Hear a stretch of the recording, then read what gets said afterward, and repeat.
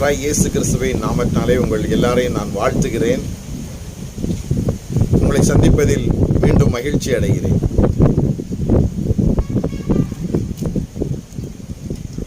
நீதிமொழிகள் 8ஆம் அதிகாரம் 17ஆம் வசனத்தின்படி, அதிகாலையில் என்னை தேடுகிறவர்கள் என்னை கண்டடைவார்கள் என்று கர்த்தர் எழுதி வைத்திருக்கிறார்.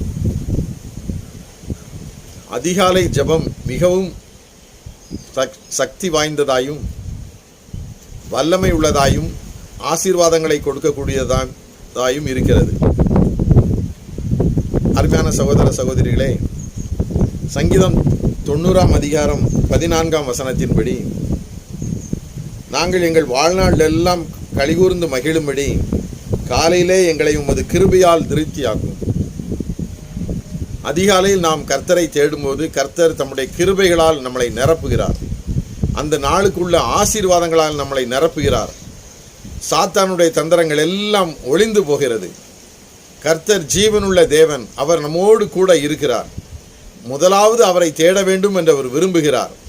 அதிகாலையில் தேடும்போது கர்த்தரை கண்டடைகிறோம், ஜீவனை கண்டடைகிறோம்.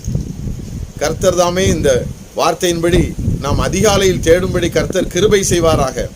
அதற்கு வேண்டிய பலத்தை, அதற்கு வேண்டிய ஒரு ஊக்கத்தை கர்த்தர் நமக்கு தந்தரள வேண்டும் என்று நாம் ஜெபிக்க வேண்டும்.